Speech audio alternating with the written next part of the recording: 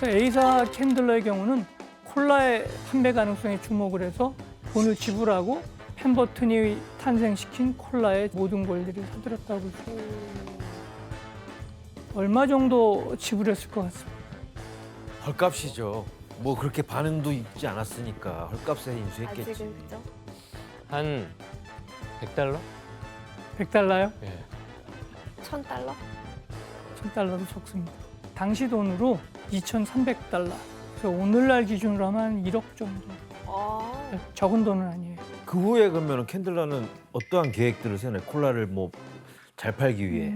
대략 한 1892년이 되면 정식 주식회사를 만들어요. 그래서 더 코카콜라 컴퍼니라 부르는 회사를 만들고 본격적으로 사업 확장에 나섭니다. 성장을. 그래서 콜라를 대중적인 음료로 만들기 위해서 기존보다 원액 시럽량을 무려 10배가량 늘려 공급하는 대신에 그 탄산음료 매장에서 마시는 콜라 한 잔당 가격은 5센트로 고정을 시켜요. 그래서 이런 식으로 맛과 가격을 잡았다고 볼 수 있어요. This card entitles your one glass of Coca-Cola free at the fountain of any dispenser of Coca-Cola. 오. 캔들러는 누구라도 한 번만 콜라를 한번 시음하게 되면 한 번에서 끝이지 않을 거라는 확신을 했어요. 그만큼 자신 맛에 있었네. 자신이 있었다고 봐야죠. 그래서 무료 쿠폰 마케팅을 지금으로부터 무려 130년 전에 최초로 시작을 했던 거죠. 야, 그때 시작이 됐구나. 그럼 지금 너무 잘 돼서 안 주시나요, 쿠폰을? 이제는 안 주죠. 아. 예, 이제는 어차피 와서 먹을 건 아니까. 이제는 은비 씨처럼 돈 내고 시험하셔야죠. 맞죠, 맞죠. 유료 시음에. 교수님, 근데 이때 무료 쿠폰을 뭐 어떤 식으로 나눠줬어요? 그냥 막 뿌리진 않았을 거 아니에요? 예, 일단은 회사의 영업사원을 통해서 무료 쿠폰을 대량으로 뿌리기도 하고요. 잡지 같은 데다가도 이제 쿠폰을 오려오면 그걸 이제 탄산음료 매장에 가져가면 당연히 한 잔을 시음할 기회를 주는 거죠. 처음에 신기해. 적절했겠네. 1894년 그때서부터 20세기 전인 1899년 그러니까 대략 6년이죠. 6년을 뿌렸다고요? 6년 동안 그 몇만 장 뿌렸겠는데? 6만 장. 100만 장. 에? 100만 장 6만 장이면 망하지 않을까? 동안 뿌렸으면 그 이상이에요. 그 이상이에요. 600만 장? 천만. 6년간 배포한 무료 쿠폰 수는 무려 900만 장이 넘습니다. 와. 그래서 이때 대략 이런 식으로 쿠폰 투자한 돈이 한 45만 달러 정도 투자한 걸로 되어 있습니다. 지금으로 따지면 한 237억 정도 된다 그러네요. 와. 어마어마한 금액이죠. 그렇다면 콜라 판매량을 늘리겠다는 캔들러의 전략은 들어맞았을까요? 예. 아니요. 아니, 맞았겠죠. 그러니까 지금 이렇게 됐겠죠. 뭔가 실패했을 것 같아요. 실패했을 것 아니야, 같습니까? 성공했을 것 같아. 캔들러의 전략은 지금 기현 씨가 얘기한 것처럼 완전히 적중했어요. 중독시켜버리는 거죠. 여하튼 지금 이 6년 동안에 판매한 콜라 원액이 하루 평균 약 9만 8천 잔 정도로 늘어나서 판매량이 4배가 증가했습니다. 투자 대비 훨씬 남는 장사였다고 볼 수 있는 거죠. 권은비 씨, 캔들러가 진짜 홍보의 진심이었던 것 같은데 무료 쿠폰 말고 또 다른 전략을 세운 게 있어요? 캔들러는 판촉 행사용으로 콜라 로고를 그려넣은 물건들을 엄청 만들어서 또 배포를 했는데 지금의 아이돌이라면 약간 굿즈 같은 느낌이 아닐까 싶습니다. 네. 왼쪽에 보면 시계 테두리에 쓰인 코카콜라 글자 보이시죠? 오. 그 옆에는 코카콜라 마크를 새겨넣은 달력도 있고 달력. 그리고 여기에는 콜라 가격까지 5센트라는 것까지 적혀 있는 또 로고도 있고요. 진짜 굿즈네. 네. 그리고 이뿐만 아니라 코카콜라 로고가 새겨진 부채도 있고요. 부채도 있어. 콜라 광고가 새겨진 서빙 접시까지 진짜 다양한 굿즈를 만들었다고 합니다. 이야. 우리 저희 굿즈를 좀 만들어야겠네요. 정비 씨를 알려야 되니까 또. 네네네. 그래서 캔들러의 전략은 결국엔 애틀란타를 넘어서 콜라가 점점 다른 지역까지 알려지게 된 계기를 만들었다고 볼 수 있겠죠. 그렇지만 탄산음료 매장에서 파는 것만으로는 매출 신장에 한계가 있을 수밖에 없어요. 이때 캔들러의 어떤 콜라 판매의 한계를 깨트리는 계기가 우연히 찾아와요. 지금 얘기한 캔의 발명, 병의 발명. 좀만 기다려 주실래요, 규현 씨? 기가 막혔나요? 예, 뭐 너무 앞서가기도 하고요. 그 차타누가라는 데가 있는데요. 여기서 두 명의 변호사가 에이사 캔들러 사장을 만납니다. 그래서 캔들러에게 자신들에게 콜라 원액을 공급해 준다면 병에 담아 팔겠다는 거예요. 이 제안을 듣고 캔들러는 최종적으로 어떤 결정을 내렸을까요? 하기로 했죠. 예, 하기로 했죠. 네. 캔들러는 정말 쿨하게 이들에게 병으로 콜라 완제품을 팔 수 있는 권리, 즉 보틀링 권리를 넘겨줬습니다. 여기서 놀라운 건 계약이라는 형식을 갖추기 위해서 1달러에 계약을 했다는 얘기도 있고 소수의 의견에 의하면 계약서 원본에는 뭐 금액 표시가 없다는 거예요. 그러니까 결국엔 이제 무료로 넘겼다는 얘기가 있을 정도예요. 대박. 자, 근데 이게 이 두 사람이 이 큰 거를 가져갔지만 이거를 자신들 두 사람이 하기에는 일단은 경제적으로 감당이 안 돼요. 투자 받아야죠. 네? 지분을 좀 주고. 예. 두 사람이 감당하기 힘드니까 마치 이제 봉건 제도처럼 자신의 권리를 또 팔아요, 아래로. 아, 즉 보틀러라 불리는 이들을 모집해서 이들에게 지분을 나눠주는 방식으로 사업장을 만들게 된 겁니다. 이야. 그래서 1928년까지 미국 전역에는 1250명이나 되는 콜라병 판매업자, 즉 보틀러들이 생겨났습니다. 이들이 병으로 만든 완제품 콜라는 무려 60만 군데 이상의 소매점에 팔려나가 미국 전역으로 퍼졌던 거죠. 이쯤에 전국적인 콜라 유통망이 형성된 거라고 볼 수 있습니다. 보틀링 시스템 덕분에 더 네. 빨리 퍼졌겠네요. 그렇죠. 미국 전역에. 그리고 대략 1903년 정도에 유리병이 이제 자동화되는 기계가 발명돼요. 그래서 콜라가 미국 전역으로 퍼질 수 있는 또 하나의 계기가 된 게 공장에서의 자동화라고 볼 수 있죠. 교수님 그럼 콜라가 전국적으로 쭉쭉 퍼져 나가면서 달라진 점이 또 있을까요? 물론이죠. 이 무렵 콜라는 대중적인 음료로서 모습을 바꿔 나가기 시작해요. 때로는 음료로, 아까 말한 것처럼 때로는 매약으로 미국인들을 사로잡으며 퍼져나간 콜라는 당시 문제가 사실은 하나 있긴 있었어요. 문제? 예, 뭐죠? 어떤 문제가 있었을까요? 코카인입니다. 그렇지. 오. 예, 한번 확인해 볼까요? 아직도 안 빠졌구나. 그들은 코카인에 목말라 한다. 탄산음료 매장에 악마가 늘어나고 있다. 로스앤젤레스 의사는 이것이 어떤 마약만큼 위험하다고 말한다. 갑자기 왜 콜라에 대한 시선이 바뀐 걸까요? 마약에 대한 인식이 좀 달라졌을 것 같아요. 중독이 된 사람이 늘어났다거나. 비슷합니다. 콜라가 처음 만들어질 때와 달리 코카인이 더 이상 신비의 묘약이 아니고 일종의 마약으로 보는 인식이 생겨나기 시작해요. 그래서 이제 영어로는 디코케나이즈 시킨다 그러거든요. 1903년에 코카인 성분을 화학적으로 완전히 제거시켜요. 그러면 이때부터 콜라가 코카인이랑 손절을 한 건가요? 그렇죠. 그러다가 1906년에 미국 의회가 순정 식의약품법이라는 Food and Drug Act라는 걸 만들어요. 이로 인해 이전까지 약의 효능을 과장하거나 허위로 광고하던 매약들은 법적인 제재를 가할 수 있게 되는 겁니다. 즉, 매약의 시대가 종말을 맞이하게 된 거죠. 그럼 교수님 이제 이 콜라가 매약이 아니라는 거를 알리려면 또 뭔가 또 홍보가 또 필요하겠네요. 그렇죠. 예. 이미지 변신을 해야 될 거 아니에요. 그러네요. 네, 당연하죠. 네, 이로 인해서 매약과의 거리두기를 할 수밖에 없어요. 그래서 콜라 광고가 점차 달라지죠. 네. 매약의 성분으로서의 약효 선전은 버리고 맛있고 상쾌한 콜라를 마시자는 식으로 어떻게 보면 밝고 건강한 이미지를 강조했다고 볼 수 있죠. 음료수로 완전히 됐네요.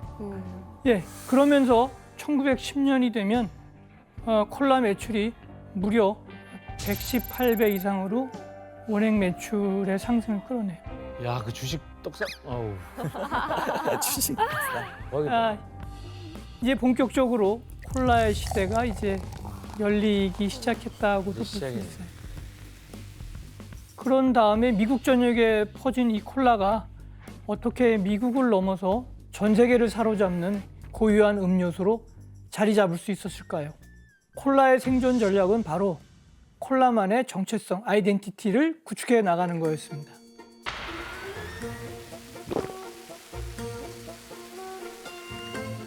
일단 미국 전역으로 진출한 콜라의 인기가 점차 높아지자 한 가지 걸림돌이 발생했어요. 뭐죠? 은비 씨, 네. 인기가 많을수록 시기, 질투, 아. 그리고 뭐가 많이 생길까요? 경쟁 업체들이 많이 생깁니다. 그렇겠죠? 네. 바로 따라하는 현상. 그러니까 지금 말한 것처럼 달달하면서 탄산에 톡 쏘는 콜라 구이의 맛이 인기를 끌면서 콜라를 따르는 유사 제품 내지는 모조품들이 판을 치게 됩니다. 당시 콜라병은 만드는 지역과 공장에 따라 가지고 병 모양이 통일이 돼 있지 않았어요. 그래서 모조품이 얼마든지 가능했다 그래요. 그러다 보니까 이제 모조품들이 병 모양에서 라벨, 심지어 광고까지 따라야 했던 거예요. 일단 저 왼쪽에 있는 게 버밍햄에서 나온 콜라병이고요. 오른쪽은 코카놀라라는 병이에요. 코카 놀라요? 네. 와, 그래놀라도 아니고. 그래서 어쨌건 코카놀라를 보면 직선 모양의 평범한 병 모양은 물론이고 병에 새긴 곡선 모양의 글자나 로고까지 비슷하게 만들었어요. 똑같네. 그리고 이제 맨 앞에 오는 스펠링 K를 C와 최대한 비슷한 모양으로 디자인을 했다고 볼 수 있죠. 오, 이건 진짜 비싸다. 샐러리 콜라 먹고 싶지 않은데요. 샐러리 콜라. 자세히 보면 마른 목골 모양의 테두리에 글자가 있고 가운데 있는 제품명이 콜라구이에 빨간색으로 그려져 있는 게 거의 똑같아 보이죠. 옛날에 저렇게 했구나. 은비 씨, 네. 이렇게 라벨까지 콜라랑 비슷하게 만드는 경우가 많이 있었어요? 이건 약수합니다. 당시 콜라를 따라한 라벨은 한둘이 아니었는데 사진으로 보시면 왼쪽부터 킹콜라, 프린스콜라, 그리고 코크올라까지 콜라와 비슷한 라벨 모양을 병에 붙인 유사 제품들은 정말 많았고요. 라벨만 보면 콜라를 한 번에 구별하기는 조금 힘들었다고 하네요. 교수님 콜라를 사려면 이거 뭐 사실 뭐 이게 진짜 자세히 봐야 알 수 있는 수준까지 돼버렸네요. 예, 어찌 보면 그렇죠. 그러다 보니까 콜라회사는 당연히 자신들의 정체성을 제대로 구축하기 위해서 일종의 프로젝트를 시작했다고 봐야 돼요. 제대로 만든 이게 뭐였을까요? 콜라병 디자인 뽑기 대회? 예, 병의 디자인을 통일하겠다는 그런 아이디어죠. 그래서 500달러의 어떤 상금을 걸고 디자인을 공모한 걸로 돼 있어요. 기본적인 조건은 어두컴컴한 곳에서 만져도 내지는 깨진 병 조각들만 보고도 코카콜라 병인지 알아낼 수 있어야 된다라는 어떤 조건을 걸었죠. 그래서 그 결과 1916년이 되면은 한 유리병 제조업체에서 디자인한 콜라병 모양이 채택이 되죠.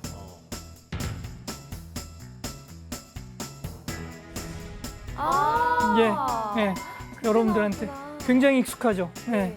이때부터 현재까지 우리가 마시는 이제 콜라병이 통일되면서 콜라는 자신만의 정체성, 이른바 아이덴티티를 확실하게 구축하게 된 거예요. 와, 디자인 진짜 예쁘다. 근데 은비 씨 콜라병이 통일되기까지 재밌는 비하인드 스토리가 있다면서? 있습니다. 이걸 디자인한 분들이 그 콜라에 대해 찾다가 이름이 비슷한 코코아 열매에서 디자인 힌트를 얻었다고 합니다. 코코아 열매? 네. 그래서 병의 모양을 잘 보면 코코아 열매를 본딴 모양이고요. 약간 이런 주름. 저 굴곡 네. 주름이. 이런 게 있네. 네. 그리고 워낙 독특한 디자인이어가지고 이 디자인이 채택됐다고 합니다. 교수님 이 콜라가 또 정체성을 구축하기 위해서 또 어떤 방법을 동원했죠? 자, 콜라사가 자신들만의 고유한 정체성을 유지하기 위해 택한 또 하나의 방법은 바로 신비주의 전략이라고 볼 수 있습니다. 신비주의?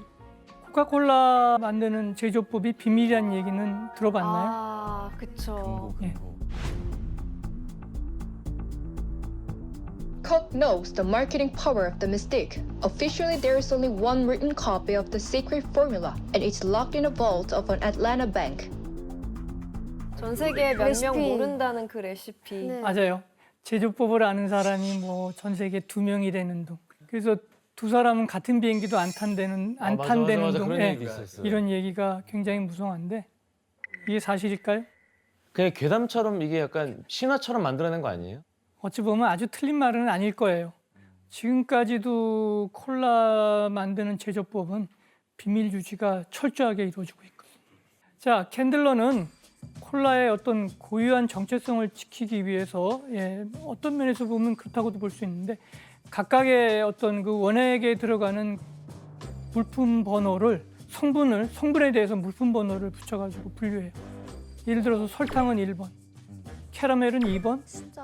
카페인은 3번 이런 식으로 표기해놨어요. 오. 그래서 콜라만의 어떤 고유한 맛을 나게 하는 원료의 성분을 7X라는 이름을 붙이는데요.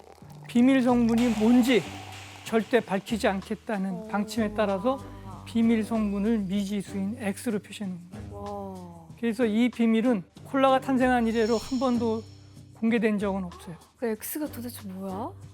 불쏘세요. 그렇다면 정체성을 구축한 이 나름의 아이덴티티를 만든 콜라는 어떻게 전 세계를 사로잡는 음료로 떠올랐을까요? 여기서 이제 마케팅이 들어가야지. 네, 맞습니다. 바로 미국인들의 일상을 파고드는 마케팅 전략이 뒤따르는 거예요.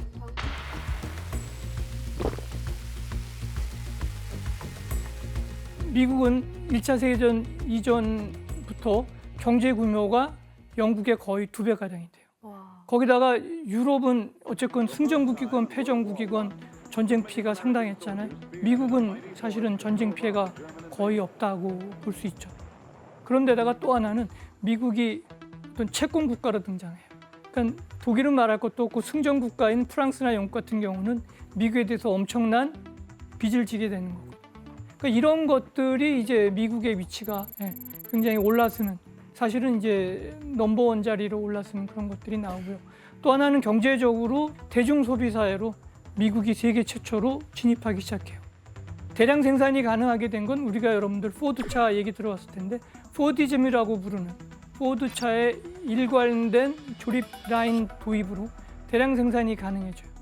그러다 보니 미국의 경제 구조에 대대적인 변화가 일고 이런 것들 속에서 미국인들의 소비 욕구가 점차 더 높아졌다고 볼 수 있죠. 그들은 소비지향적이고 저축보다는 소비에 관심이 있고 여가에도 관심이 많고 뭐 쾌락에 좀 더 관심이 많았다고 봐요. 파티. 야, 파티. 그리고 이때 콜라는 소비 욕구로 충만한 미국인들의 지갑을 열 방법을 찾아냈죠. 그러니까 이때서부터 광고업자, 심리학자, 홍보 전문가, 시장조사 연구원 등을 고용해서 와우. 철저한 분석을 통해서 필요에 따라 광고를 시행했다고 볼 수 있죠. 자, 이렇게 해서 탄생한 광고들이 어떤 게 있는지 한번 화면으로 확인해 볼까요? 아, 북극곰을 데려오기 시작하나요? 아하. 키를 타고 있네. 놀고 난 후 갈증에 대한 해답. 일할 때나 놀 때나 갈증을 해소하세요. 갈증이 날 때 이것만한 게 없죠. 자, 여기 세 개의 광고의 공통적인 메시지가 올 것 같습니다. 갈증 갈증. 해소. 갈증에서. 네, 또 다 운동? 맞는 얘기죠. 스포츠로 여가 활동을 즐긴 후에 콜라로 갈증을 채우라는 이야기죠. 그러니까 풍요로운 소비 속에서 여가 생활도 즐기는 미국인들의 일상생활에 파고들었다고 볼 수 있죠.